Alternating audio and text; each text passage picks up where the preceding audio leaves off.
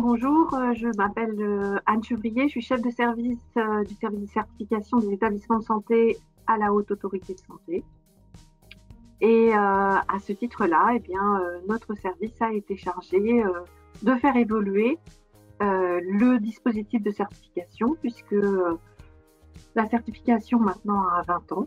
Et a fait ses 20 ans l'année dernière, et donc on souhaitait, par rapport au retour d'expérience que nous avons, le retour des professionnels, l'appropriation du dispositif, avec ses points positifs et ses améliorations, améliorer et évoluer avec un nouveau dispositif.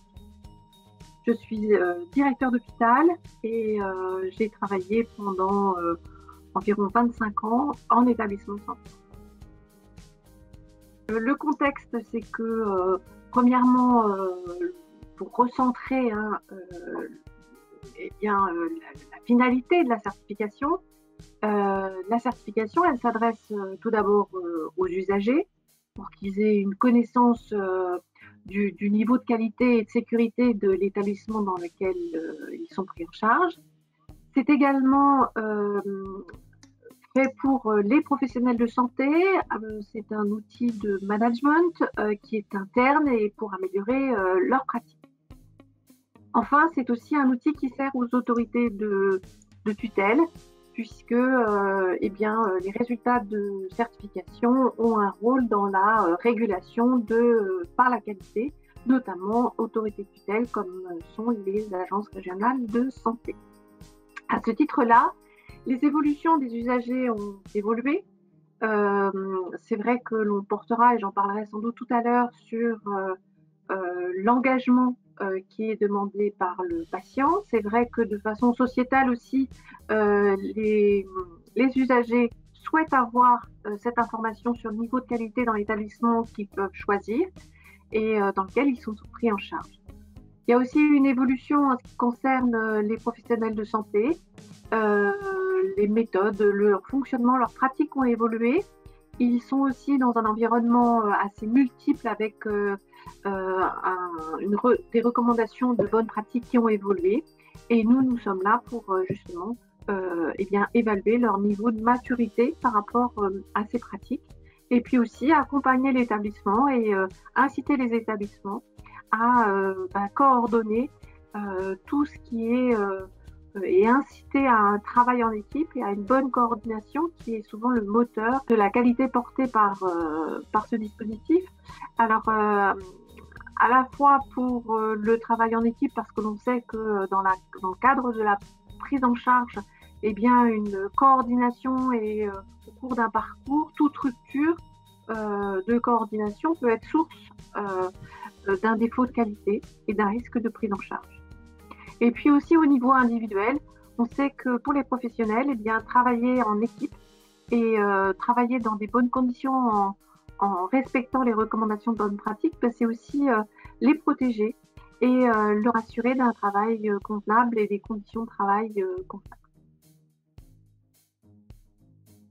Alors, en ce qui concerne les orientations, tout d'abord, nous voulions recentrer le dispositif sur le soin. C'est-à-dire qu'on sait que pendant ces 20 dernières années, il y a eu de gros efforts qui ont été faits dans les établissements, de structuration autour de la qualité, de structuration de plans de qualité, structuration avec des équipes qui accompagnent les professionnels pour améliorer leur processus et leur organisation. Mais il nous semblait important, au travers des retours que nous avons eus avec les professionnels, parce que pour ce dispositif, nous avons travaillé en concertation avec bon nombre de professionnels, de représentants d'usagers également, qui nous ont fait part de leur expérience. Et il nous a semblé important de passer d'une culture de moyens, puisque nous regardions beaucoup les process, vers une culture de résultats. Il nous semblait aussi important de développer davantage la notion de pertinence pour le patient. J'y reviendrai tout à l'heure. Également de médicaliser notre dispositif. Alors médicaliser en utilisant, en allant vers le résultat, mais aussi en ayant des auditeurs, que sont les experts visiteurs, plus nombreux en médecins.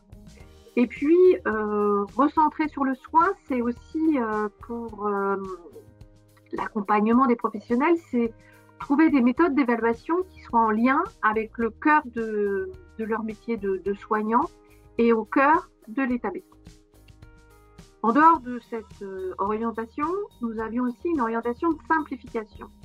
Alors, simplifier à la fois le dispositif, à la fois de la mise en œuvre jusqu'à la visite et jusqu'à la décision, et puis aussi mettre à disposition des établissements des outils et des sémantiques beaucoup plus claires.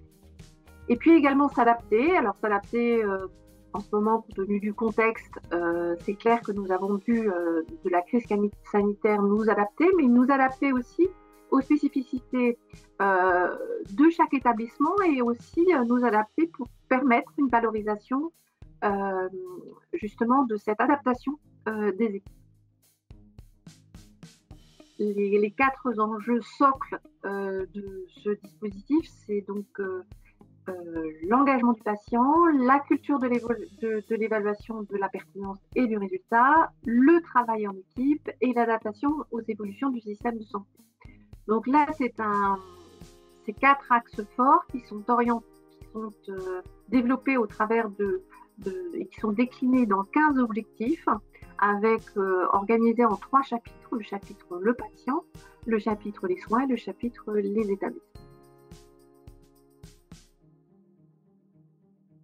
Concernant spécifiquement sur la thématique infectieuse dans le référentiel, nous avons développé un support qui est disponible sur Internet qui permet justement d'aborder le référentiel sur cette vue transversale spécifique sur l'évaluation de la prévention des infections associées aux soins.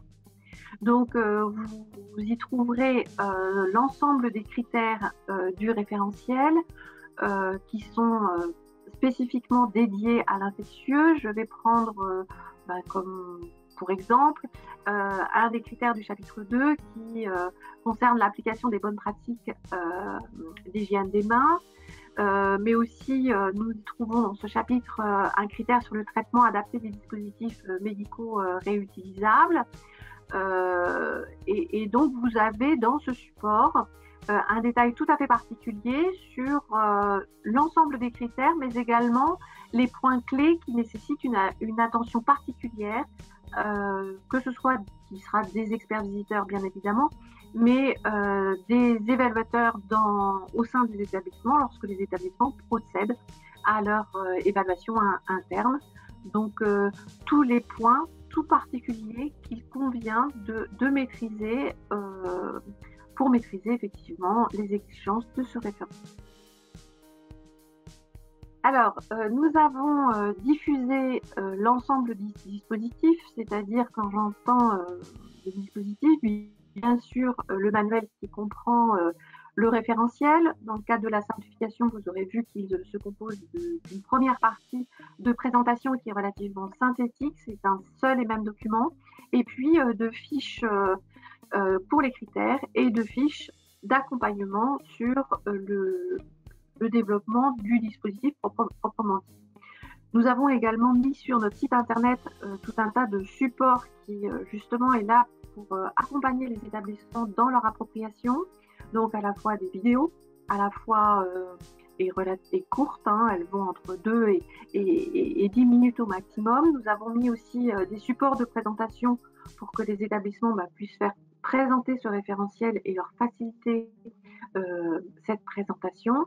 Nous avons également donc développé des fiches, comme je vous parlais, il y en a une pour l'infectieux, mais au global, il y en a 24, sur des thématiques transversales, et bien évidemment aussi sur les méthodes, des supports qui permettent de s'approprier ces méthodes et de bien les comprendre. Il y a aussi des supports d'information disponibles pour les établissements pour qu'ils puissent communiquer en interne, afficher, rendre encore dans un 4 pages notamment les grands principes de la certification, avoir des affiches sur les méthodes et donc tous les outils de déploiement.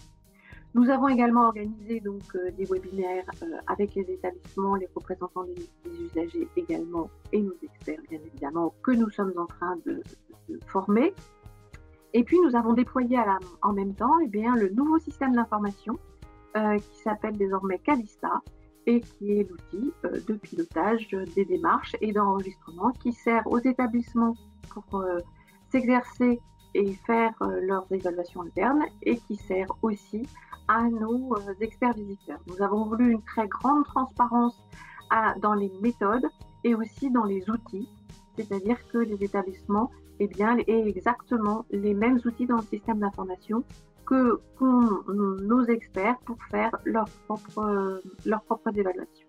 S'agissant du calendrier, donc mois de novembre, l'ensemble de la diffusion, nous avons lancé donc des appels pour les premières visites pour des établissements bien sûr volontaires qui vont démarrer donc pour quelques-uns au mois d'avril, mai et juin si les conditions sanitaires nous permettent de confirmer bien évidemment ces dates. Et puis le démarrage du calendrier, véritablement démarrage de l'ensemble pour l'ensemble des établissements à compter du mois de septembre de cette année, donc septembre 2021. Naturellement, comme nous l'avons fait en 2020, si les conditions sanitaires, en fonction de la considération de la situation à chaque mois, nous adapterons et nous adapterons notre calendrier.